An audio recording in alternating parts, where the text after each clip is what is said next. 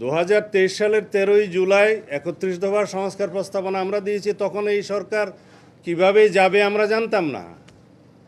আমরা প্রস্তাব দিয়েছি ফ্যাসিবাদের পতনের পরে আমরা যারা ফ্যাসিবাদ বিরোধী সংগ্রামে লিপ্ত আছি, ফ্যাসিবাদ বিরোধী গণতান্ত্রিক সংগ্রামে আমরা যদি জয়ী হই, তাহলে আমরা সবাইকে নিয়ে সেই সংস্কার প্রস্তাবগুলো বাস্তবায়ন করব। একটি সমৃদ্ধ গণতান্ত্রিক রাষ্ট্র বিনির্মাণের জন্য সমস্ত রাষ্ট্রীয় কাঠামোগুলোকে আমরা গণতান্ত্রিক সংস্কার করব।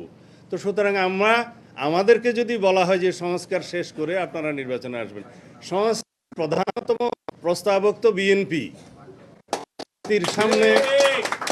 জাতির সামনে আমরাই সেটা প্রস্তাব আকারে দিয়ে অনেক আগে, এবং সেই সংস্কার প্রস্তাবগুলোর সাথে বর্তমান যে সংস্কার কমিশনগুলোর রিপোর্ট আছে তার মধ্যে হয়তো কিছু এদিক ওদিক থাকতে পারে, কিছু মিল আছে, কিছু অমিল আছে।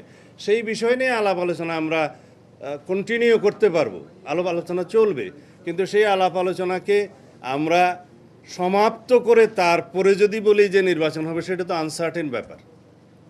সেই জন্যেই আমাদের উদ্বেগ হচ্ছে যে সংস্কার যেগুলো নির্বাচনমুখী সেগুলো আমরা চিহ্নিত করি এবং সেগুলোর উপরে আমরা গুরুত্ব দিই, বাস্তবায়ন করি। যে সমস্ত সংস্কার প্রস্তাবগুলো নির্বাচনের জন্য আমাদের আগে বাস্তবায়ন করা দরকার, সেটার ভিতরে একটা জাতীয় ঐক্যমত সৃষ্টি হোক এবং সেগুলো আমরা বাস্তবায়ন করি, এবং আমরা একই সাথে নির্বাচনের প্রস্তুতি সহ নির্বাচনের রোডম্যাপ আমরা প্রদান করি, এবং তার প্রেক্ষিতে জাতি আশ্বস্ত হোক, জাতির মধ্যে একটা অস্থির ভাব আছে সেটা চলে যাক, এবং অর্থনীতির অস্থিরতা চলে যাক, অর্থনীতির সমস্ত সরবরাহ ব্যবস্থা যেন নিশ্চিত হয়। এই প্রস্তাবগুলো আমরা দিয়েছি, কিন্তু এখানে আমাদের যত দিন যাচ্ছে তাতে আমাদের মনে হচ্ছে যেন গণতন্ত্রের উত্তরণের এই যে যাত্রাপথ, এইটাকে যেন আরও বেশি দীর্ঘায়িত করা যায়, সেই জন্য কিছু কিছু কূটকৌশল প্রণয়ন করা হচ্ছে। সেটা থেকে যেন আমরা বিরত থাকি, সেই আহ্বান সংশ্লিষ্ট সকলকে জানাচ্ছি। এবং আজকে এই রমজানের সময়ে আমি নিজেও অনেকটা অসুস্থ, আপনারা এতক্ষণ দীর্ঘ বক্তৃতা শুনেছেন সবার, সেজন্য আপনাদের কৃতজ্ঞতা জানাই। তবে জনগণের একটা দাবি বলে আমি আমার বক্তব্য শেষ করতে চাই।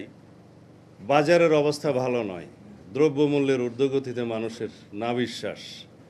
আমরা যদি শুধু বিভিন্ন রাজনৈতিক তত্ত্ব ঘাঁটি আর মানুষের পেটে যদি ভাত না থাকে, দ্রব্যমূল্যের ক্রয় ক্ষমতা যদি তাদের না থাকে, এবং তাদের আয়ের সাথে যদি তাদের ক্রয় ক্ষমতার কোনো সঙ্গতি না থাকে, পারচেজিং ক্যাপাসিটি কমতে কমতে তলানিতে যায়, তাহলে মানুষ সরকারের সমস্ত ভালো কর্মকাণ্ডকেও কিন্তু তারা সমালোচনা করবে, এটাই নিয়ম।